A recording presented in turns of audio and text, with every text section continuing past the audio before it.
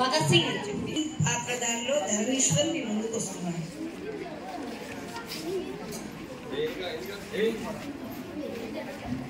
ఏమిటి? నాకు మరణ శిక్ష, అందుకు నేను సిద్ధంగానే ఉన్నాను. నా జీవితాన్ని ఎప్పుడో భారత మాత పాదాలకు అర్పించాను. తీరులను చంపగలరేమో కానీ వారి ఆశయాలను చంపలేరు. ఏమిటి? ఆంగ్లేయ స్టాండర్డ్స్ చంపడం తప్ప కాదు, అసెంబ్లీలపై బాంబులు వేయటం అరాచకమా?